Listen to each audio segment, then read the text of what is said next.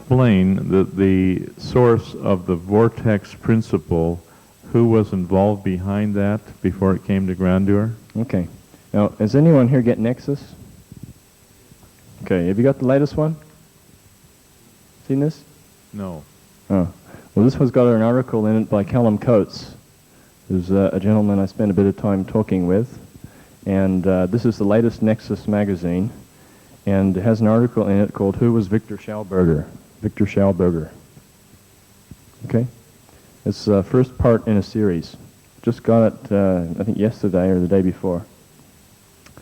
This would be very, very wise to become acquainted with this man's work.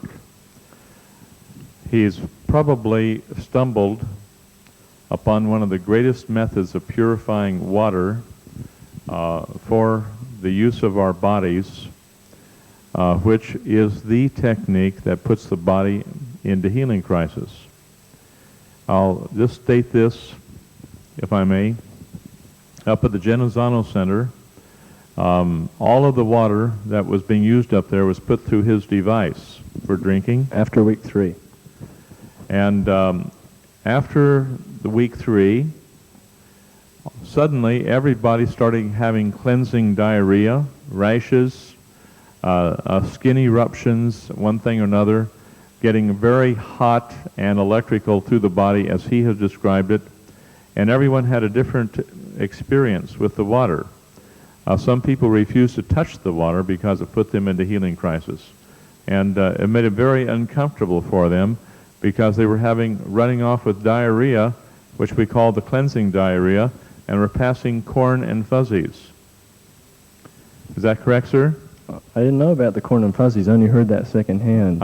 People come up and whisper those things in my ear. I remember Tariq he wanted to drink his own reverse osmosis water, and he kept drinking that for another week, and he finally grabbed hold of me and we went and energized it by hand, and the next day he was in a fever. That's right. Right after. That afternoon, actually. Very interesting. Okay, continue on, sir. Yeah, so Victor Schauberger was an Austrian gentleman.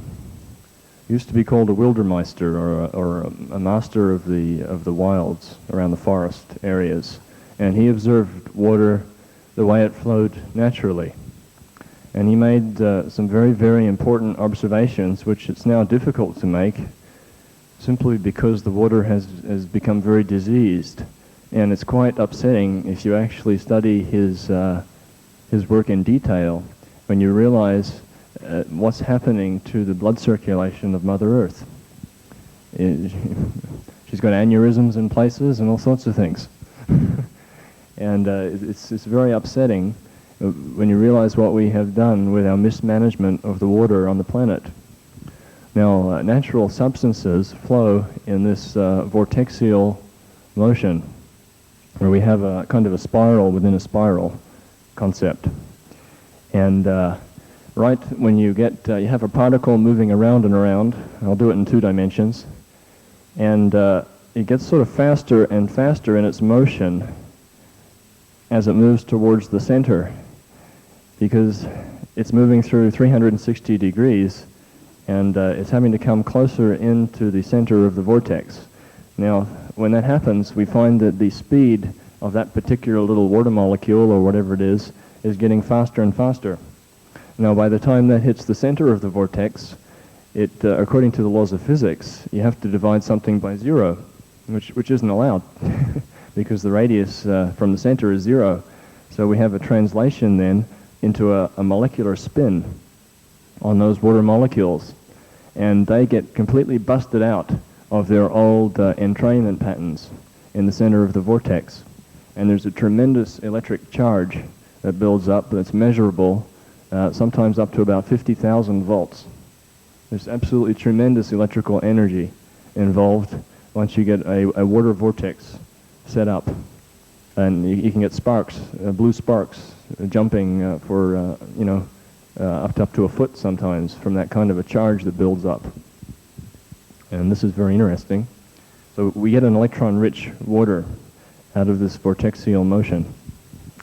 Now, in nature, this is the way that water will flow. The electrons will also attract oxygen, which will be part of the whole thing. The dissolved oxygen measurements from the laboratory indicate that it increases very substantially. And if you do it to a pool and jump in the pool, it just bubbles.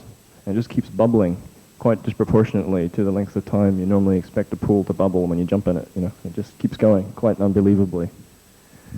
Now, we get many changes in the water, but basically we get all the old entrainment patterns broken up.